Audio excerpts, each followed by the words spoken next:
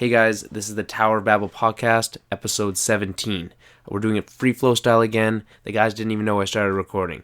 So we're going to just jump right into it. We're talking about our favorite movies. We were all going to do our top 10 list. Turns out I was the only one who did it, but half the fun is listening to them, pick mine apart. So enjoy.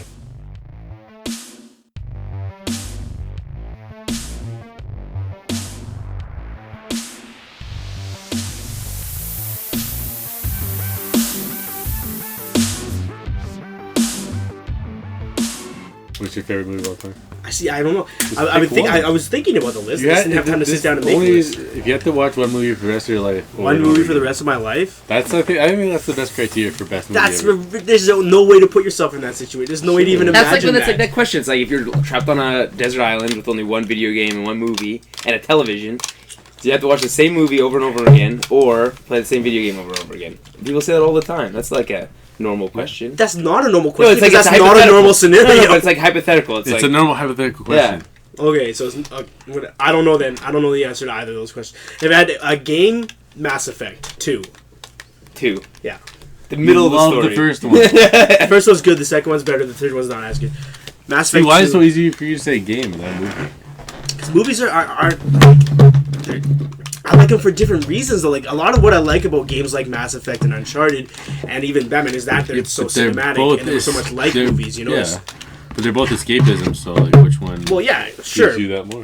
Okay, so Lord of the Rings, obviously. Lord of the Rings is up there. Number 1. Lord of the Rings Fellowship. But the thing is, I don't even think you should choose Lord of the Rings because they're books in the first place, so just leave them as books. You like the books better than the movies. I do like the the movies where they did a great job with the movies.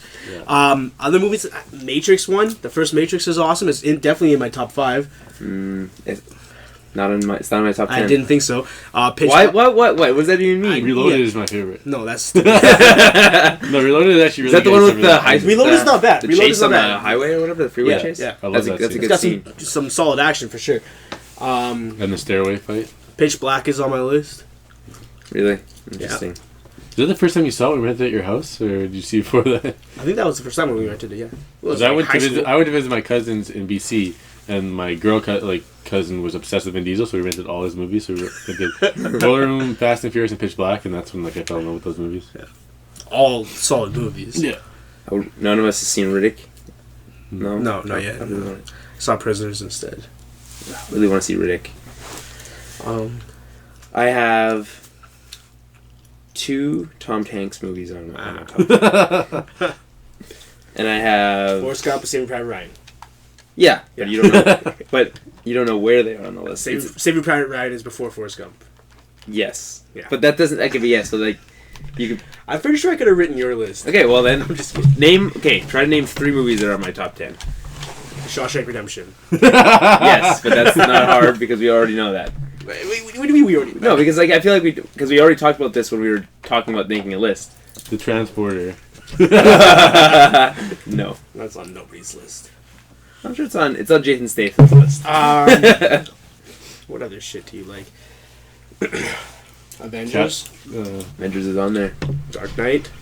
Dark Knight's on there. Yeah, that's okay. 3. The Russell Crowe ship movie, pirate movie.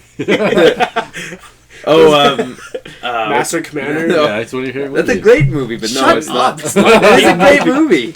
It's also one of my dad's favorite movies. So that's neither here nor there. Here's up on your shelf. You finally got your shelf, eh? Yeah. Look at that thing on top. It's a mannequin head. Yeah. So I'm gonna put the Batman cowl on it when you get back to me. Where'd you get a mannequin head? At work. Like, what do you like? You made it at work? No, just they had a bunch. They're displaying goggles or something. Oh, cool. I'm gonna get a red lightsaber and a green lightsaber to put beside it. It's pretty nerdy, but it's sweet. Like the ones that light up? Yeah. Do you see the one that's lit up right there? No. The blue? Oh, that one. Yeah, that's pretty cool. Does it make sounds when you wave it? Yeah. Cool. When you touch things. Do you have any Star Wars on your list? No, Star Wars didn't make it on my list. Lord of the Rings didn't either. Lord of the Rings. But okay, so let me explain my list. I have my top 10. These movies are my favorite movies. The ones that affected me the most. The ones that I would, as Jeremy said, I could watch over and over and over again and be entertained every time. So, starting at number 10, and I have a couple honorable mentions. What do you mean? Oh, is this part of the thing right now? Yeah, I've been recording it. It doesn't really matter. So I'll throw in an intro at some point. Why not?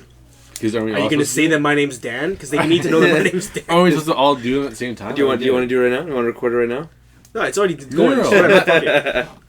You're saying this now as in conversation or for the actual recording? It's recording. I could use it for either. No, but we're not doing it all. But it's conversation. No, he's just doing his, and we're making fun of him because you guys didn't do what we. We didn't have time to do it, and I don't know. Whatever. Go. I mean, hey, do your. Okay, maybe I'll save it. I'll save my list. Do it on the plane. You'll have lots of time. I also don't even want to do it, really. Yeah, you're the one who had the biggest problem with it in the first place. It's a. I don't know. I need to put a lot of thought into it. It'll take time. It takes less. Okay, here's the I thought the same thing. It takes less time than you think. No, once you start writing down, because it's an I overanalyze things. It's like a list for the pantheon or whatever that saying is. You know that saying? Yeah. You know? The thing is, I'm never going to be able to put it in an order from like 10 to 1. I'm never. Well, it's everyone's own list, so maybe you don't have yours in necessarily. Yeah, that's it. Mine's be in no specific order. It'll just be 10 movies that are like some of my favorites. I've already mentioned a couple, but like. It's weird. I didn't even know that my phone made that sound. It's that new iOS. It changed everything. It changes everything. Okay, what else you got? Pulp Fiction. Not for Julian. Honorable mention. Fight Club. Fight Club's on his list? Fight Club is on my list, yeah. So we almost named all of them. But we don't know where they are. So, okay. Inception. So, like I said, my list is my favorite is what I talked about it already, okay? So, number 10 is Forrest Gump. Okay. Did you disagree with that in the top American 10? History Again, X. it's yours. American History X is Explain in my why top though. 10. Like, what do you like? Just don't just name the movie. Like, say what you like about it. It's hard to explain. It's like it's just unbelievably entertaining. Like I'll watch it. It's funny. It's Tom Hanks does a really good job in acting in it. It's one of those movies that set like a standard for like putting people in like backgrounds of like old film and stuff like that. That was the first time you ever saw that in any major way. It was interesting how it like tied into major events that throughout history and stuff. But like it was just an entertaining movie to me. I don't know. Guarantee you, Forrest Gump is not going to be on my list. I know you don't like that, but do you not? It's not that I don't like it. It's a good movie. I've seen it a couple times. If I was trapped on an island, like we're doing this hypothetical situation, I'd break it. Have you never heard that hypothetical before? No, it's stupid. But yes, you have. You must have. Maybe I haven't. I don't even think about it. But I watched Forrest Gump twice and I'm bored of it already. So okay. It's just a different movie because there's he's a character that intertwines with real history events. Yeah, no, I get that. It's not like the main focus point of it, but it's just cool how he kind of. He's with the president. You know what? I can appreciate Lennon. that side of it. That stuff's cool. But like, and then he goes through the war and stuff. Like just things like that are cool. The character, like him and all the surrounding characters are interesting. Like it's not just like boring people throughout history. So you have like the shrimp guy. Bubba. Bubba Shrimp. Like those are things you remember. It's it's memorable. It's because it's. But there are other movies where people go through it and they have like these. People they meet, like they're like different parts of the journey and people that inform their life and shape them. You know, Forrest Gump just was the biggest one to do it, I guess. Well, that and it had, a big name actor in the lead role. So number 9. Pretty sure John Travolta was actually first up for that role. Really? I don't really like John Travolta. I don't really. Yeah, you do. He's a pilot. So. He is a pilot. He owns his own 737 or something like that. And he does that religion. Scientology, yeah. I'm not a Scientologist though, so why would I? But what's his name? Tom Cruise. Tom Cruise. Man. Jeremy, what was that movie, Jeremy, we just watched? Bro. Jack Reacher. Jack Reacher. That's interesting. Is that on your list? No. That's on your list? It's I not hope on my not. list. You know what? It should have been though. It should have been. Should take number 1. It's in top 10 car chase scenes, I think. It's a good chart. Yeah, that shooting scene at the beginning is also haven't seen it. Like intense, like more intense than in very serious movies when they do stuff like that. I won't spoil it because it's so good. Ace Ventura. Never gonna watch. Ace Ventura 2 is my number 9. Really? Yeah, not the first one. That's interesting. Also, never do it. Well, that one might. Well, I don't know. Again, I don't have a concrete list, but that one is up there for comedies. I don't think it would make my list though.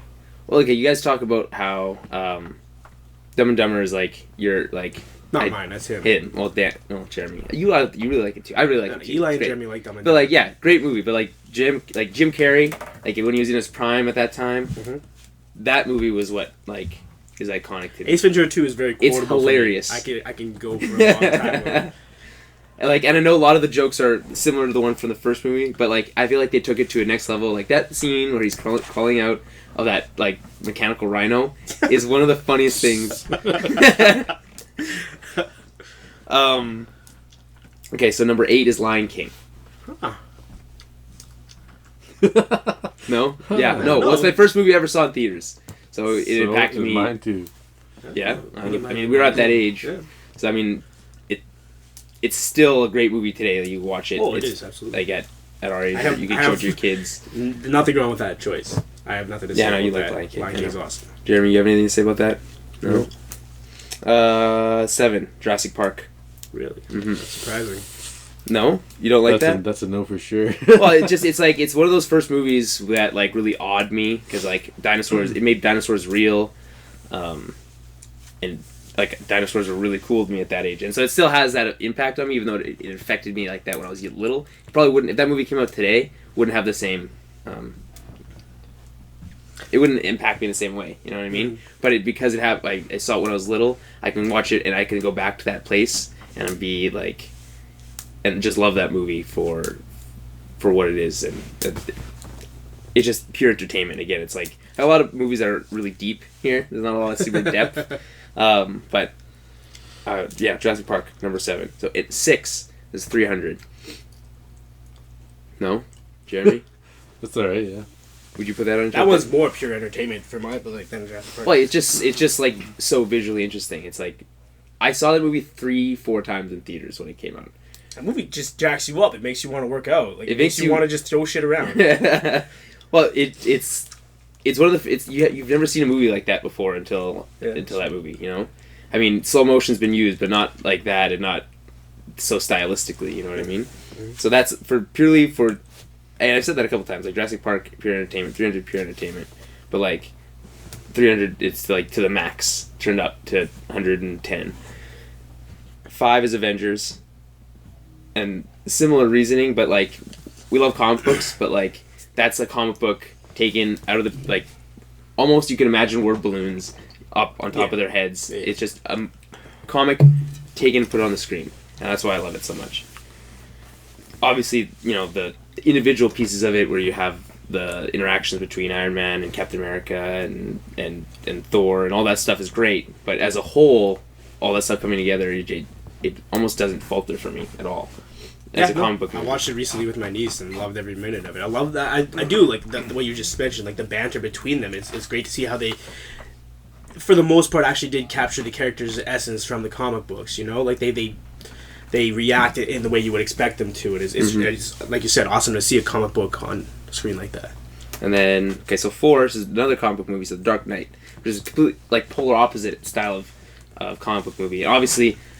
Heath Ledger's Joker is iconic, and to me more iconic than not just because of hindsight he died afterwards, but because what Jack Nicholson did was the easy route. You know what I mean? Like that, just make it cartoony and whatever and funny. Or what Heath Ledger took the Joker and made it like frightening and real and visceral. And not that those movies weren't doing that already with like Ra's al Ghul, but like that was different. You know what I mean? It still felt more fantastical. So that's like the epitome of the Batman movie, and Batman is my favorite comic book character, so it just kind of meshes and fits. Jeremy, you got nothing to chime in about that? Nope. You don't like The Dark Knight? No, I do. Would you put it on your top 10? Probably, yeah. Yeah. What about The Avengers? That one's probably going to be on all of ours. Maybe, yeah. I think so. I think I was saying on Twitter, like there's a couple that I think there's a few that would have been on all 3 of ours. Yeah. I actually might even put Batman Begins before Dark Knight, but I don't know. I'd have to just think about it. I said I guarantee there's a Nolan movie on everyone's list. I think I have 2. But... Memento? No, Inception is on my list for sure. I figured Memento or Inception are both on Jeremy's. Dark Knight I knew it was on mine. I wasn't sure if you'd put Dark Knight or Inception or Memento, one of those. Would you put Memento? I thought you really liked that movie. I don't know yet. It's such a different you'll never see a movie like that ever again. I don't think, unless they're just ripping off of Memento, and it's just watching it. You have to watch it more than once to make sense of it because it doesn't make sense the first time you watch it, and it gets better. Obviously, you just have to really pay attention. So it's hard, very tricky. it's weird because it's like I understand that it's moving backwards through time, but at the same time, like each scene moves forward through time. So it's like jumping weirdly. You know what I mean? But every scene leads you to a different conclusion. Yeah. But he does it on purpose for you when to you throw get you to off. the end. Yeah. So my top 3. Fight Club is number 3. It's that first movie that had that twist that actually I was like, what? Like I was like, that really surprised me. And it's a movie that gets better the more times you watch it. You can watch that movie like over and over and over again. You see new things every time you watch it. And like Edward Norton's acting is great. Brad Pitt is in his prime. He's still doing good work now. I mean, like you look at Brad Pitt's like filmography. Like there's not very many bad movies on that list. Mr. and Mrs. Smith being the exception on that one. But I don't know if it's the kind of movie you would watch and see new things again and again. I think it's the kind of movie you can only watch once. Yeah. And then, the second time because you know what to look for. But not every single time. 2 or 3 times after you watch that movie, you know what's happening. Again, it's the same thing with any movie. You could say, well, no, you're not going to see new things every single time. There's only but when so much you know that you're supposed to look for those things because I agree with you. Fight Club might be on my list as well because it is like that. It is a crazy twist, and it is. It's not just about the twist though. Like the movie itself. Yeah, no, it's done well. I can watch the movie and enjoy it for entertainment value, but it will never be the same. The themes in it are pretty revolutionary too. Yeah, what they're doing, talking about consumerism. Like those are cool. Yeah, I mean, and like Ed Norton and Brad Pitt are both award-winning. They complement actors? each other perfectly. Yeah. Well, maybe their characters are written that way, like in the book. But I've never read the book. Daniel, you? I started. I didn't finish it. I know Amos read it. He said it's pretty sick. He loves the author. I have it at home. I got it. He also made that movie Choke with. Wrote the movie Choke? He wrote the book, and the movie was made with what's that actor from Moon? Sam Rockwell. Moon. Never seen Moon. It's like a guy addicted to strippers and stuff, or something like that. Addicted to strip. There's worse addictions. I feel like. So 2 is Shawshank Redemption. We talked about this a lot, but moving on to number 1. Never gonna be on my list. I don't understand. Like, do you not enjoy it? No, it's not, Dan. It's obviously not. You know why it is though? Because it's not a bad movie, but it's like number 1 on so many lists. That's why I say it's overrated. Okay, well, that's true. I guess it's number 1 on like basically everyone's list. And it's not a bad movie. Godfather's on number 1 on a lot of lists. Yeah, but if you were to look it up right now, I'm pretty sure Shawshank would be number 1. Like, if you went to IMDb, I bet. Pretty sure Godfather's number 1 on IMDb. We can look this up pretty quick. Look it up. Yeah, go ahead, look it up. But either way, Shawshank, it's okay. But it's the entire time, or at the end of the movie, I'm like, yeah. But maybe it's because I saw it so late. Like it had been overhyped for me. Like maybe I was expecting more out of it. But it was like it's just one of those it's movies cool. Where it showcases one person's life from like the beginning almost to the end kind of thing. You know what I mean? Like an uphill battle. Yeah. Everything's against them, and it's just uplifting at the end. It just seems so like normal, like not surprising to me. Yeah, I think it's just really cliche. It's just like. But the odds that are against them are pretty crazy. Sure, and like Morgan Freeman's character's perspective is pretty cool as well. And just his whole plan, and then you learn it, and then like you just see. You see it happening. And it's such an impossible plan to dig that tunnel for whatever how many years. Yeah, well, no, it's like you he's doing something, but then. Yeah. By the time he escapes, you're figuring it out at the same time as. So I think that reveal there though just like stick to people and they're like, okay, that's freaking crazy. So that's why they like the movie even more, kind of, because that reveal is pretty nuts. Let's see if I can find the movie list here. Hold on, I'm stuck at googling, right, Jeremy? It's like top 250. Yeah, you don't want to search for anything. And then like the prison and like the guards just. It's so overbearing on it. Like, they're just so harsh. It's I think bad. My problem is that a lot of it was ruined by seeing, like, references to it, like, in different TV shows and stuff like that. Like, I basically knew the story before I watched the movie, so I wasn't surprised or even, taken aback by it at all. I was just... And it's one of those situations where you have great character acting throughout the whole thing. But I think we watched it, too, when we were younger, too, and it's very adult-themed, so I think that would impact us more, too, because I watched it when I was young. I was like, holy crap, this is crazy. The first time I watched it, I was actually older. And I was younger. And, older. I was probably like 16 when I first watched it. And so I had a better understanding of those themes. Yeah. And I was like, this movie is great. So here, okay, hold a question for you. Which is a better movie based on a Stephen King novel in a prison? Green Mile or Shawshank's better than Green Mile, but... And they're both directed by the same guy, right? What's his name? Green Mile has like the fantastical like part of it. Yeah, it's got the like soul sucking. Frank Darabont. Yeah, those like flies. No, like Tom Hanks doesn't die in it, does he? He gains the power of the mouse is always alive too, or something like that. I haven't watched it in a while. It's one of those. It's when because Stephen King does that like in a lot of his novels. And that's another movie with a crazy like very cynical villain, one of the prison guards. Yeah. Who tries killing them. They're very similar movies. Yeah, no, but like when they electrocute him, he doesn't dip it in the water, the sponge. Yeah. So he like just more it's painful. Yeah. It's not doesn't send the shock directly through. It just kind of fries you. So yeah, Frank Darabont directed both of those movies. He's not really done much else, really. Yeah, well, if you're on IMDb, I could go. Yeah, so Shawshank Redemption so I was right. Number 1, but Godfather's number 2. Yeah, I know, and probably the second one's right after that. Yeah, number 3. Because those movies perfectly complement each other. They are. They're amazing. They might as well be one big movie. That's why certain trilogies are one big movie. Like that's how he's like Lord of the Rings is really one. Yeah, same with the Matrix. Movie. Like Matrix Reloaded, like that's just continuation of the first, and they set up for the third. That's true. Beginning, middle, end. Although at the same time, Matrix wasn't planned to be a trilogy. I don't think at the beginning was it. Probably not. It doesn't feel like. But they set it up at the end for new stuff, and they planned it out. They filmed both movies back to back for like 4 years. So he's done. Frank Darabont has done not a lot since 1994 when he did Shawshank Redemption. Adventures of Young Indiana Jones on television. Yeah, I was gonna say the movie kind of reminds you of like a classical Indiana Jones movie. The Phantom, some more Indiana Jones, lots of Indiana Jones. Green Mile in '99, like adventure movies almost. But those two movies are more. Then he does another. He does another Stephen King novel, The Mist. The Mist. I actually like that movie. I hated that movie. Why did you hate that movie? It's so bad. We already talked about this. Yeah, we talked about this movie before. Ending and stuff. Like, it's like brutal. It's. I like Thomas Jane. Maybe I'm just into more of that like kind of weird fantasy like sci-fi. That's not a surprise. Maybe though. it's the budget. I think the budget was really low. Well, you don't really need a super high budget when you literally can't see out the windows of the building. Yeah, everyone's into the whole movie. Perfect movie for that. It was cheesy, I guess. He's also done a bunch of episodes of The Walking Dead. So that's probably the most recent stuff. From, yeah. But yeah, I don't know. He's a specialist at Stephen King movies, I guess. That's his specialty. And then, did I say my number 1? Not yet. Yeah, well, I think you can guess. Saving Private Ryan is my number 1 movie. That'd be a depressing life to watch that over and over again.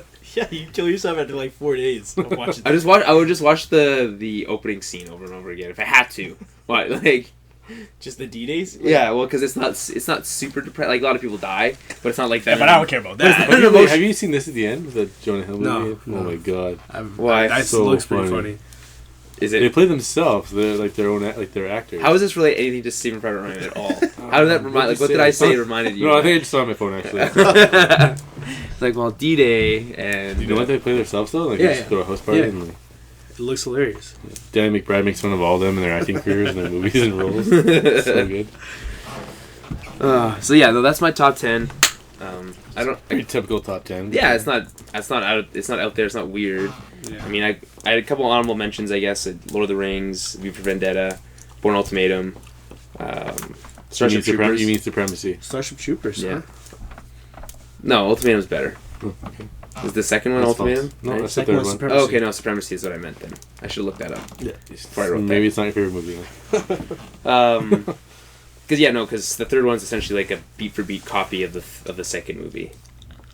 Like, down to that stupid, like, phone call, and he's like, look behind you, or like, I'm in your office, like... The Associate song. Did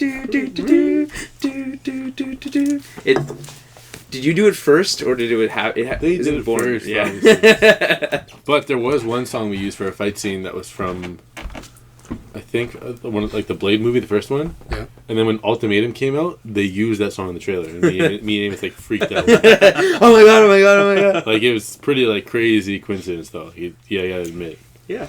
So, if you include making trilogies into full movies, so that's the thing. I was gonna put Star Wars, but like I couldn't pick one movie from Star Wars that like Empire affected me. Yeah, but I mean, I couldn't have put it ahead of Lion King or you know what I mean or. It's like that's where I had the problem there. If I could have put Star Wars. Joss Whedon said shitty or he didn't like The Empire Strikes Back as a full-on movie. It's because the ending. Well, because because obviously they knew they were going to come up with another movie afterwards, so they left it open ended. Yes, I did remember hearing about that. But yeah, that's shitty. It makes sense though. Like it's never going to be a standalone movie. Yeah, it's but part of a story. Everyone should like every Avengers movie, is a standalone movie. Avengers 2 will be a standalone movie. Every movie should stand alone. Have connections, while being connected a part of a larger thing. Yeah. I don't know if that applies because that limits you. Then you're not able to tell a lot. I think it applies to that movie in particular because like when that ended, I was like, "What the fuck?" Almost. Well, yeah, no, that movie ended on a. It's very weird. Bad, it's like they're just standing in a fucking. They're just standing in a fucking window, and it just like pulls out, and you're like, "It's over." Like what? Yeah. So I agree on that. But even Lord of the Rings, the first Lord of the Rings, it ends with them just on a hill looking out towards. Yeah, but you feel like a full thing has happened. Like you have. There's like a full arc and to that movie. That books already happened, and you knew they were gonna make more movies, and they're filming them all at the same time. I'm just saying, like, if it's part of obviously Star Wars, like, it's part of a saga. Is they can end it that way because they know that they're doing something with it. So I would have put Star Wars on my list, but what I love about Star Wars is the world and the characters and how all that stuff works together. Not so much just the movies on their own. You know what I mean? Because I love the shows and I love like the games and all that stuff. Lord of the Rings, same kind of deal. Like we played a lot of those Lord of the Rings games on the GameCube. And the PS2. Was it PS2 or both? PS2. Yeah, but they're so shitty, but they were good. Well, they're just the movie games. Like they're just tied. But like they were fun. Games, they're pretty good. Fun. Like you think back most of the time, you just stood there while like hordes came at you, and you kind of. It's true. It was like an old school like beat 'em up. But just it looked different. Yeah, cool. Combat. It was like this. 3D. It was literally the best thing about it was the Turtles. The counter is really slicing. No, but it was like it's Ninja Turtles, like the arcade game with Lord of the Rings characters, which is actually pretty there's some good moments like the wall, like where you had to knock down the ladders and fight people on top too. Helm's Deep. Yeah. Good movies. Good movies. Good movies. I also didn't put Toy Story on there. Another. Honorable mention. Another honorable mention, but yeah, I think I like Toy Story 2 better than 1. Really? That's interesting. That is interesting because that's I think agreed that's not agreed. That's probably the worst. His opinion. So, Toy Story 2's got a lot of heart too, and just the girl cowboy cries because she got left behind. That's a sad moment. It's very sad. That's probably one of the saddest moments. Toy Story 2, all three of those movies, that too.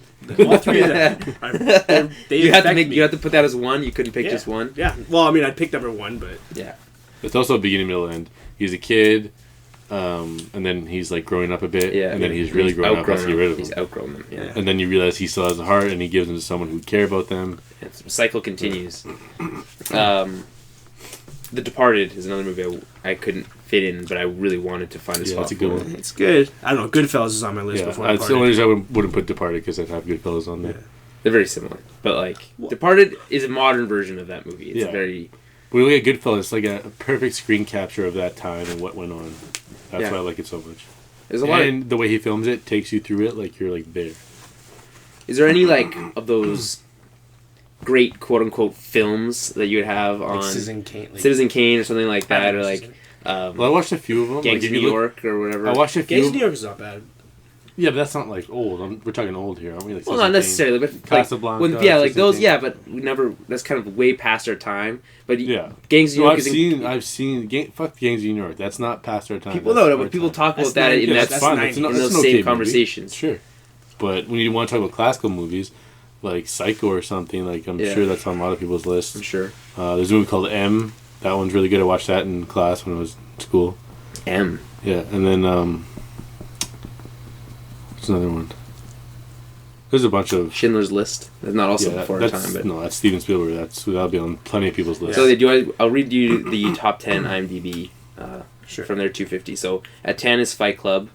Lord of the Rings: Return of the King is at 9. Schindler's List at 8. 12 Angry Men, which I've actually never heard of. You guys ever heard of it? But The Dark Knight's at 6. 5 is The Good, Bad, and the Ugly. 4 is Pulp Fiction. 3, 2, and 1 is Godfather 2, Godfather, and Shawshank. And this is a Rotten Tomatoes type of thing. It's based off a lot of stuff. A lot of votes, star ratings. It's not just based on how many people like looking. No, no. Well, it's probably certain because you can go out there and vote for your movie that gets in there.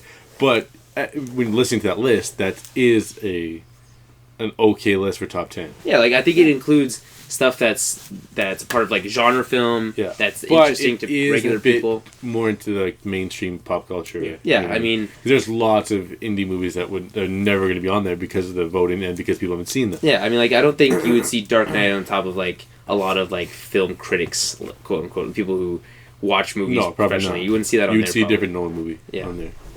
You'd see it's probably a Nolan movie. Memento would probably go on there ahead of time, just because it's one of those.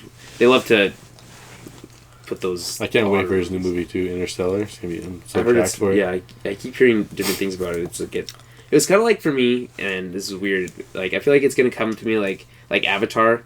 James Cameron, like I just cared in small things, didn't really care. And then when I saw it, I was like, man, that movie was really. This is gonna be so much. No, I'm not saying Avatar was entertaining, right? No, I don't want to talk about Avatar. You don't like Avatar? Me and him talked about Avatar for a long time one time. On one of the podcasts, it was just me and it's good. I really like Avatar. I think it's. No, I liked it. It had it had a spike of popularity. I was on like when I was first watching it.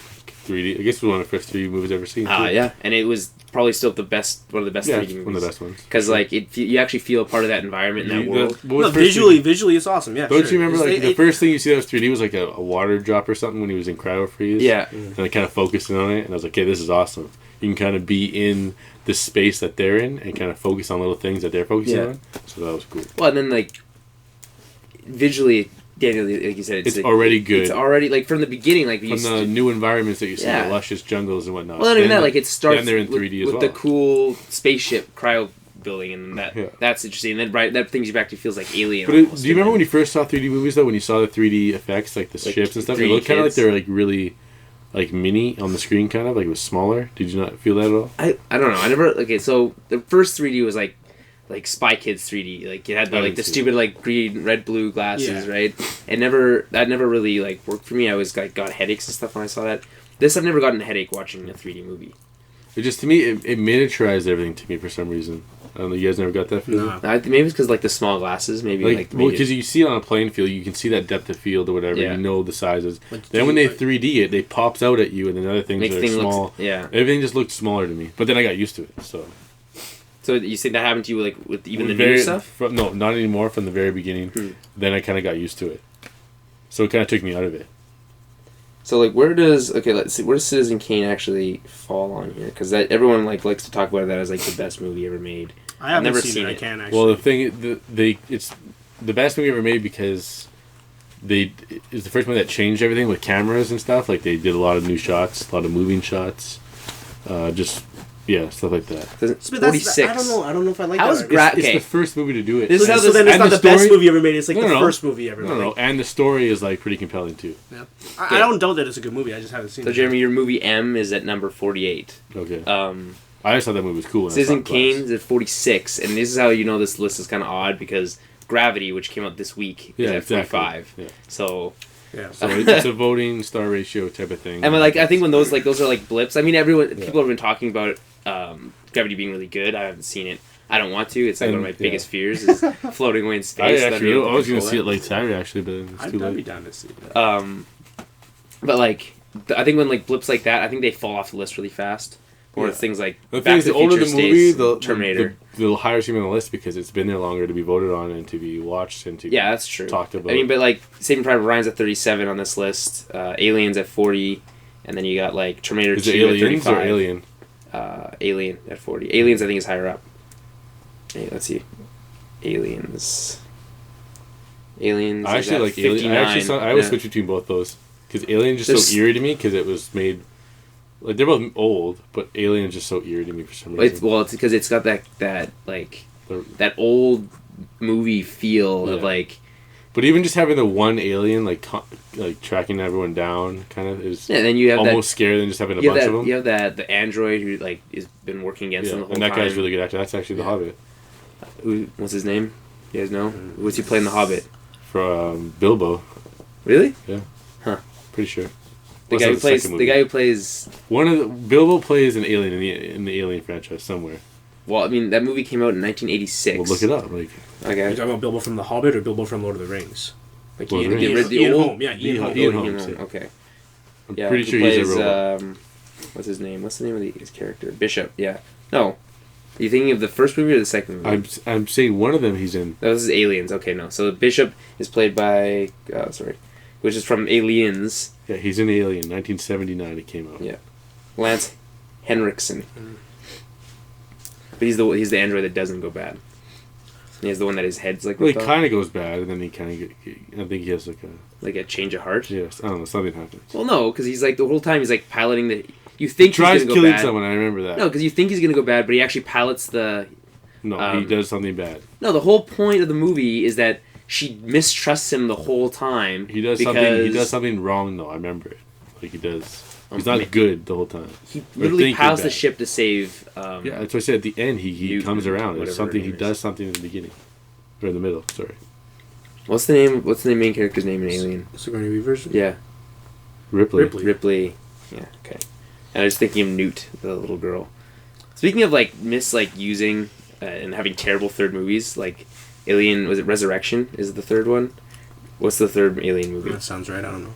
But like they kill her and essentially kill Sigourney Weaver in like the first 30 seconds and just cancel everything that happened from Aliens essentially. But whatever. Do you want to talk about some news? There's not much really. It was kind of slow. The other movie that's on my list, I'm not gonna ever make it. So the other movie that's on my list is Gone Baby Gone.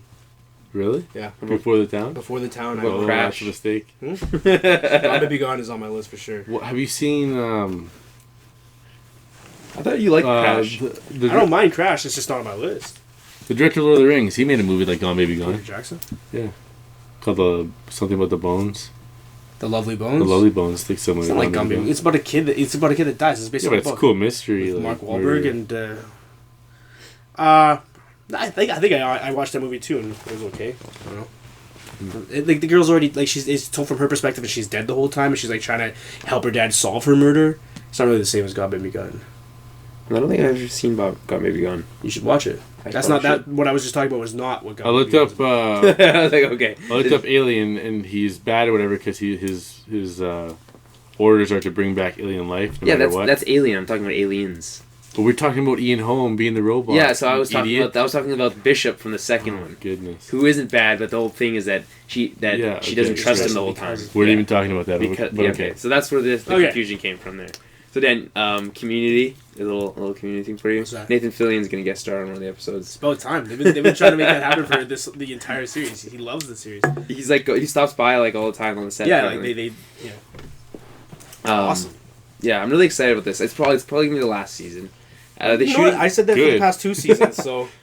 I think this is more than like. Dan Harmon's back. If anything, Dan Harmon's back. Like this could have given it a little boost. We have what's his name leaving though at the same time, and Troy, and then we already had Gambino. Chevy Chase left. Chevy Chase was barely part of the last season though. He was only in half the episodes, and they kind of wrote him out of it. So they'll do the same with Troy, and they'll make it work.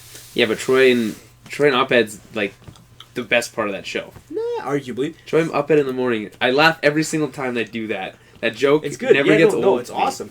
And like he has a reduced role. He's not out. No, I know. He's only been in like 4 episodes though.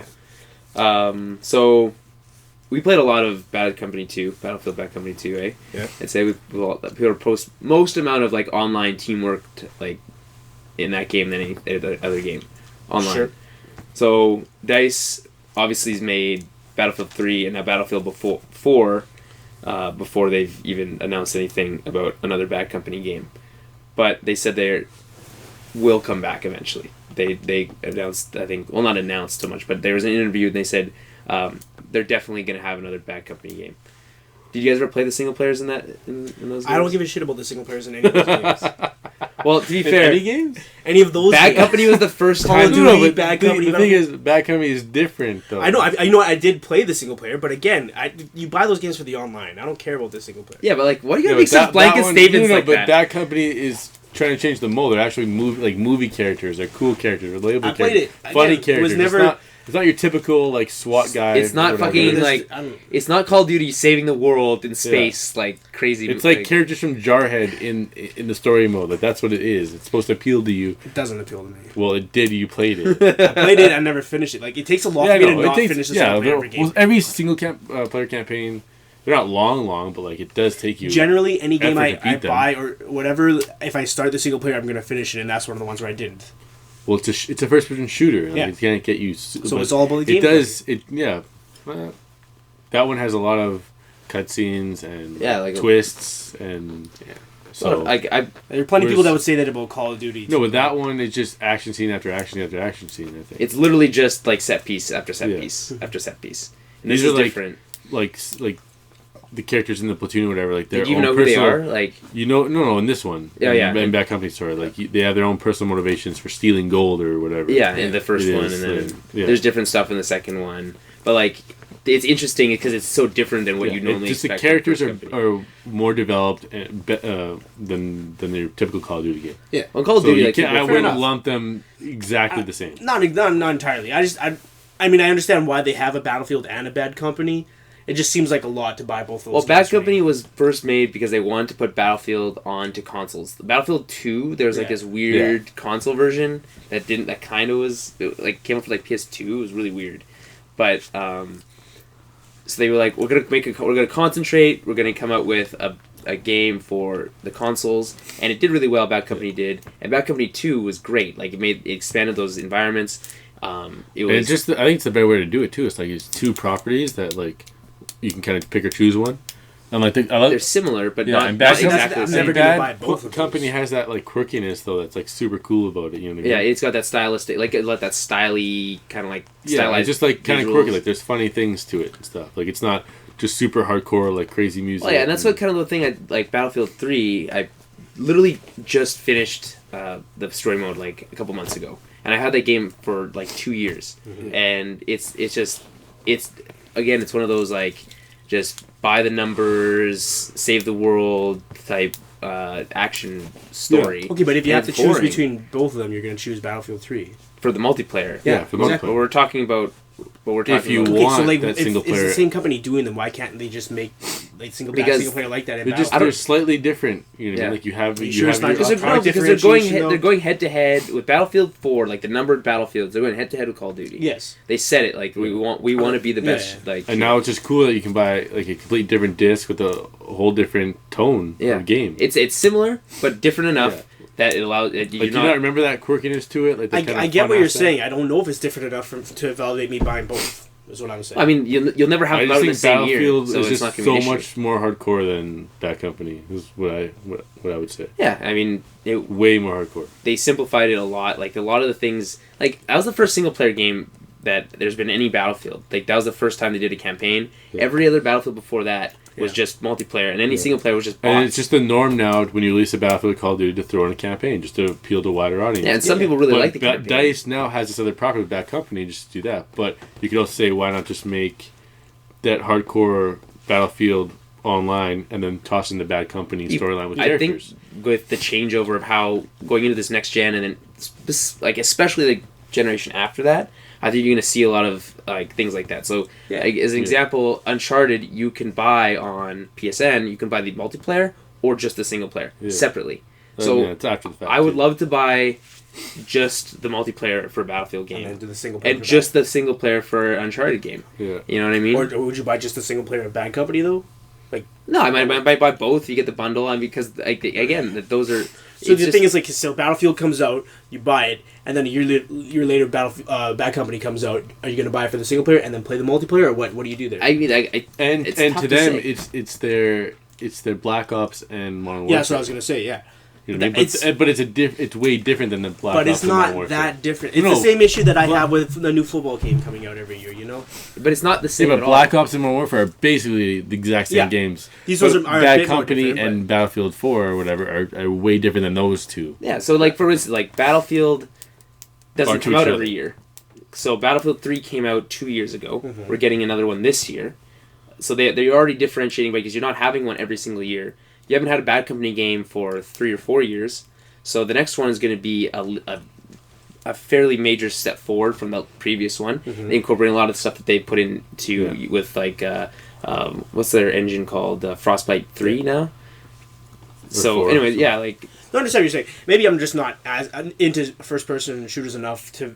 Yeah, I mean, for you just like. But I still see what you're saying too, because when you play Battlefield 3, a lot of similarities to Bad Company, right? It's just a more. If I'm gonna play the multiplayer of both, they're essentially the same. Yeah, and you may as well just stick with Battlefield because there's more options. And you can go prone, which you couldn't do in Bad Company, which. So but if they're gonna do the whole model with the Black Ops Modern Warfare, this is a great model to choose. The whole thing is, I would rather see DICE and Battlefield not fall into that where they're doing a new game every year, and it's this. But that business model works. It works though, and it's okay. But if they eventually it's gonna, but like say, okay, Activision, it did that same exact business model with Guitar Hero, and where's Guitar Hero now? That's a different genre. It's not gonna, but it's not gonna stay forever because it's happening with Assassin's Creed right now, and that's gonna go on. That was plastic toys playing with your fingers. That didn't last forever. No, I know, but it's not gonna. Assassin's Creed, the same thing will happen. No, it's working. It won't last forever. I mean, nothing lasts forever, but right now, the whole music, that's not part of the argument. I don't think you can't. Well, I mean, it's similar. I think it's the same company. They're doing the same thing with them with 3 different franchises. I don't know. One of them has been, they kind of get by easier and not critiqued as much because I feel like it's more different. Those two are more different than Black Ops. And they don't come out as often, which is. And then it's 2 different like teams, developing these just like the other ones, so they can kind of focus on different paths more. Yeah. So you have that interesting. Well, okay, we talked about this already, but like the ability to do that different take on the first-person shooter story and not fall into the. But at the end of the day, if you have to choose one, you're going to choose Battlefield 4. Only for the multiplayer. Rather than Bad Company. Because I don't give a crap. Honestly, I didn't give a crap. So then why don't they put Bad Company single player on Battlefield 4? Because I don't think it fits. I don't think it fits that mold that they're going for when they go head to head with Call of Duty. You want to have but that could give them that could give them the advantage though. Maybe, but I think that a lot of those. Because you have bro gamers love that set piece. But they'll buy it for the multiplayer no matter what, and then they'll just get the single player that's amazing, and everyone will talk about it. And it's like, hey, everyone buy Battlefield now. You get an amazing single player, even if you you get an amazing multiplayer. Because right now, if you rate it, Call of Duty gets 10 out of 10 online and 5 out of fucking 10 on single player. So now you have Battlefield 4, 10 out of 10, and then you get what 8 out of 10 now. So that gives you more incentive to buy that disc. That's true. I mean, I would. Here's the thing. I appreciate that Call of Duty is in first and the Battlefield is continually trying to strive to catch them because I think it makes their games better. Well, and they don't feel like and they're the underdog too. So. Yeah, but I've always really liked Battlefield games. I think they're more in depth, and they obviously are more in depth with the bigger maps. You have squads, and especially with going to the next gen consoles, you're gonna have 64 players online. I was looking what used to just press select and you'd have just whatever, a couple people on each side. You'll literally have to scroll to see everyone on all your teams. That's insane to me. On a console, on my television. Because last time we did that was on my old computer, and that was 8 years ago. You can do it in Resistance 2 on PS3. 64 players? Yeah, the 64. And then Mag had 250 as well. That's a lot. Well, Mag was... But they shut down those servers, I think, soon. Yeah, I think they already have. That game was really crappy. Have you ever actually played it? Some parts were good, but... It didn't feel like it didn't. Zipper made it. The guys who were behind SOCOM, and well, the thing is, you can never feel like you're playing with that many people because you can't interact with that many people at the same time. Yeah, I can see them on my map doing stuff, but I can never feel connected with them. No, I get that. But so there's a limit of the amount of players in a video game that you'll feel connected with. And even 64, I think it's too much. Well, 64 in total, so 32 on each team. 32, yeah. So you're never going to be a swarm of 32 people running. No, exactly. That's why there'll be certain bottlenecks and choke points. Certain ones, but nothing crazy. Even in Call of Duty, there's always that part where everybody's trying to capture that one flag, so it all focuses. Okay, so the last time I really was invested in a Call of Duty game was in Modern Warfare 2, and there's the sub whatever level, submarine level, and all the fights are just down that one hallway the whole time. No, there's a couple. It was never in that back area where that submarine was. In that there's that room and then the submarine. I think we were playing the game. Yeah, it was always on the other side. No, the level sound was bad or whatever for that one. And that's why, and it's because it always goes into the middle. Yeah, you just run around in circles. Right? If you do it, it's I don't know. That's fine. There's always choke points. I would love to play. Okay, so back to what you were saying about never feeling like you're part of 32 people is why the squad thing is perfect. Because you do feel like you're part of it, but at the same time you feel intimately with those 4 people. Yeah. You feel intimate, you understand that there's more people around you, and that's what allows those moments where you have a plane crashing down over your head while you're shooting down a helicopter. And the other thing is the commander mode, too, will make you feel a bit more connected to everything that's happening on the map.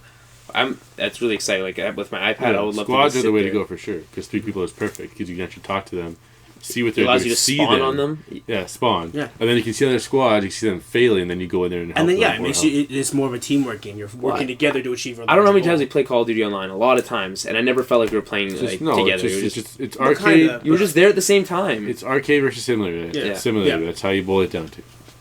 Yeah, I mean they're both arcade games. I mean neither are simulations. I don't think Battlefield's claiming to be a war sim. No, but it's more simulation than it is arcade. I'm excited for like the war, like sea battles and stuff like that.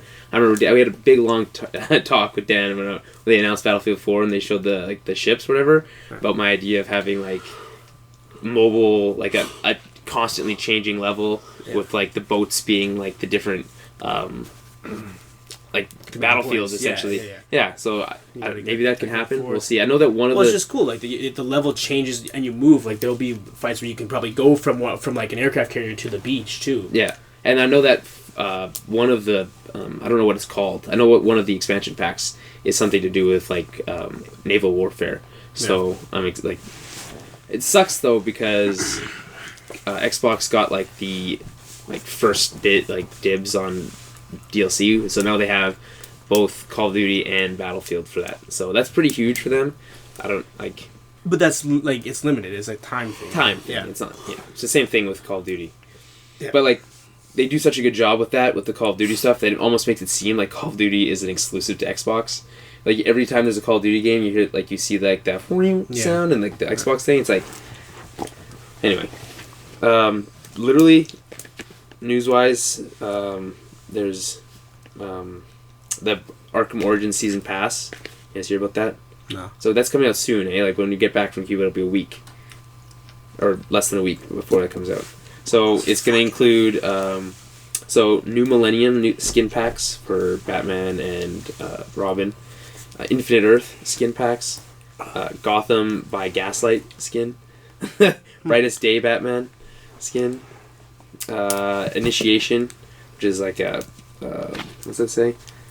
Train as Bruce Wayne in new challenge map. So it's like before he's Batman, and then an all new story mode thing, kind of probably like the Catwoman DLC. Yeah. But people are saying like for how much is it? $10, essentially for the season pass. It's mostly just skins. Oh, sorry, $19.99. But like, shit, that's. I don't know. The challenge pack is cool and everything. And the new story mode thing. If it's all included, I guess if you bought it all individually, it would cost more than that. But like, it's mostly skins. Skins aren't really worth much. 4 out of 6 of those things are skin packs. They said more shit's coming. Are they going to do like DLC characters and stuff too, though? Probably. They said more stuff's coming. Stuff should be included. They were getting flack for this whole skin thing, and then one of the creators said that more shit's coming. We'll see what happens in the coming weeks. Maybe you're always going to get skins though.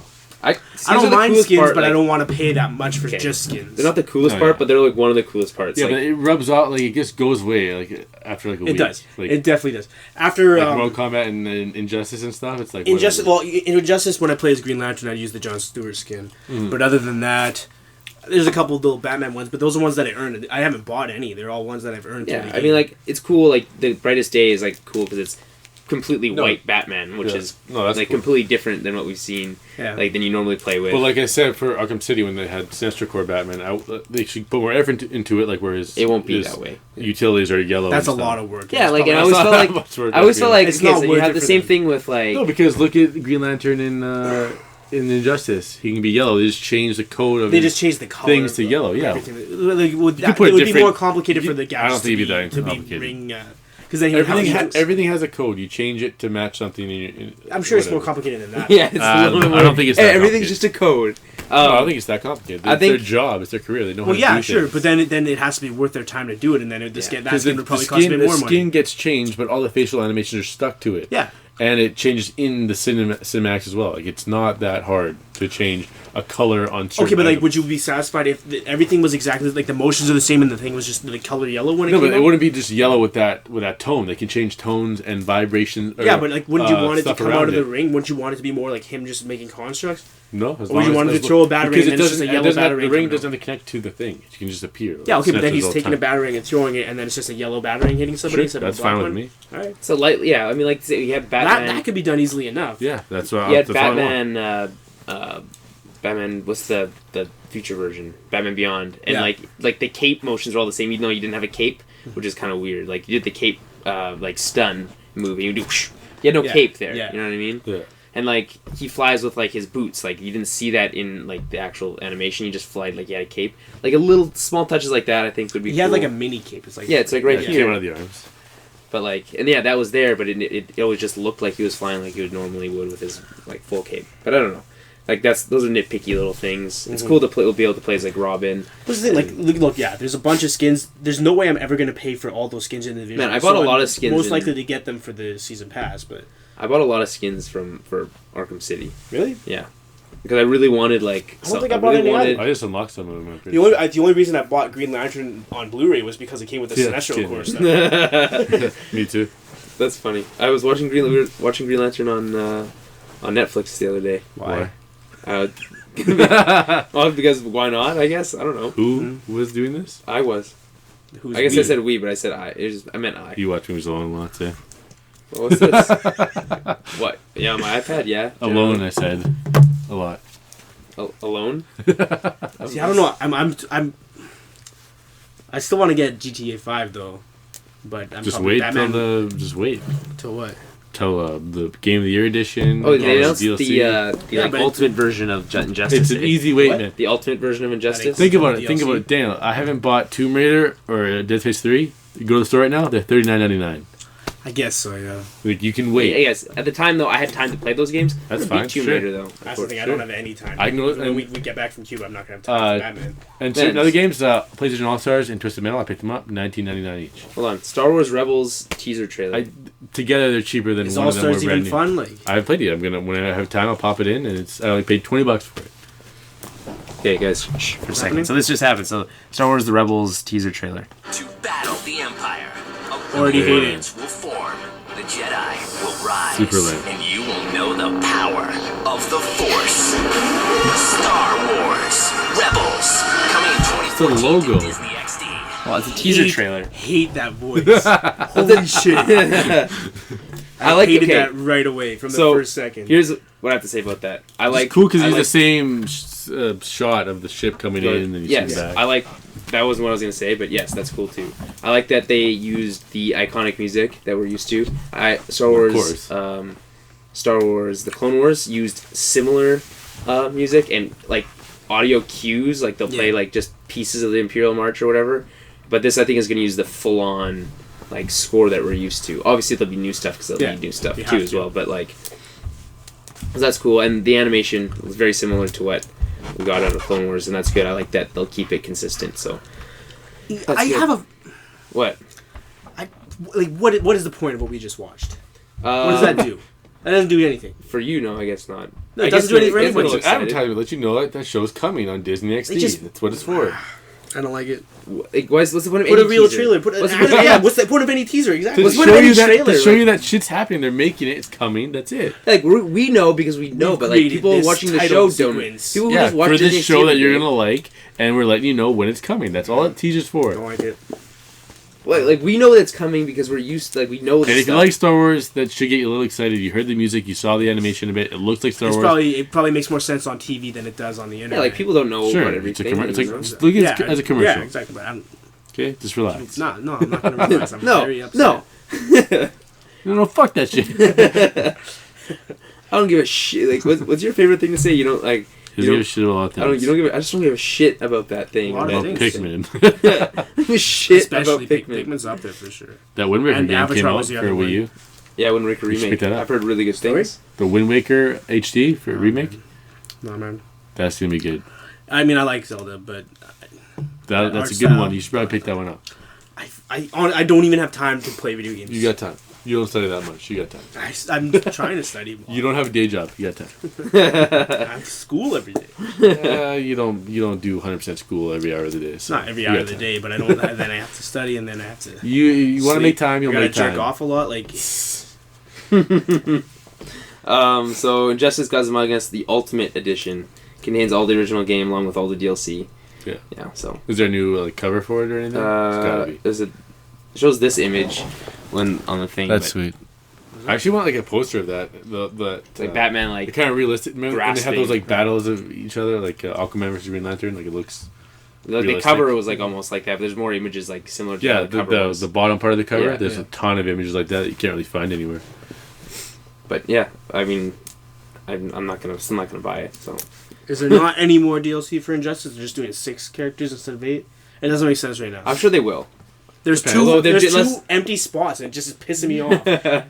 It's kind of like, there's 2 empty spots for Sonic and Knuckles. I haven't even played that game to even download those characters yet. I haven't even played that game to even download those characters yet. The novelty wore off, but... Manhunt is pretty good. Zod's pretty good. Did we talk about Diggle in making its comic debut? Yeah. Last week? Yeah. Pretty sure. Okay, good. So that covers everything. There's literally nothing. Gravity, #1 over the JT Ben Affleck movie. Runner. Yeah.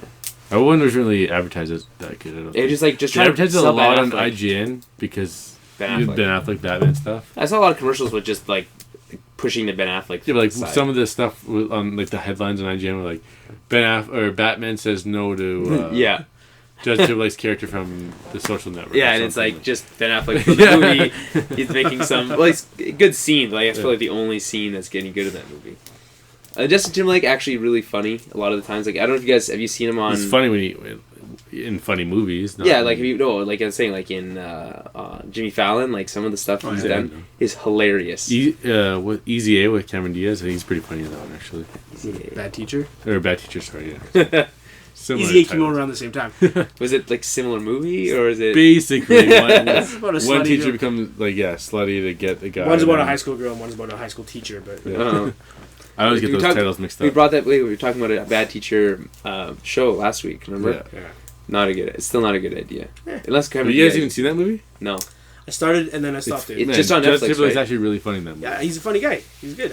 No, but it's like a character who's like clueless. Like he just really set in his ways and like someone will tell a lame joke and then Cameron Diaz like that's not funny and then he laughs at it and stuff. Do you guys remember that movie?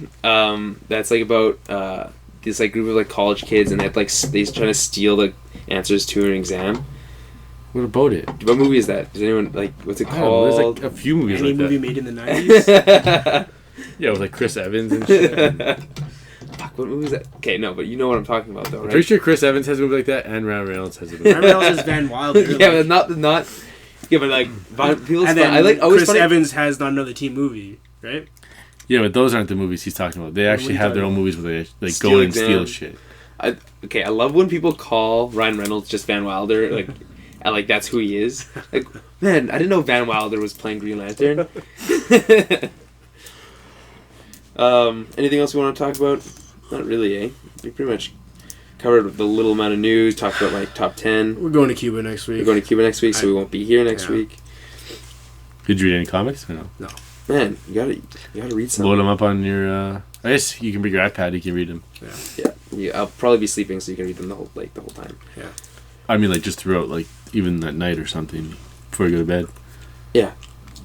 I mean, I'll probably be passing out a lot. So is there no Wi-Fi at this? No. They won't be providing Wi-Fi for us, but they'll have like a computer. Like I gotta check my emails while we're out there. So there's a computer. So there's no Wi-Fi you can use to check your emails. Yeah, no. That sucks. Man, it's like third world. Man, you don't need it. No, that means I'll have to download a bunch of books or podcasts and comics before I go. And then make sure you turn your data and your on your phone. Well, iPad doesn't have 3G. Okay. I'm not even bring my phone. I'm bringing my phone for a camera. I need it. That's fine. Great. We talked about this already. I'm not defending it again. I feel like it was more. Who was I defending it against? It was you. What? I thought it was you. I'm bringing my phone too, but just for the airport and stuff in case anything happens.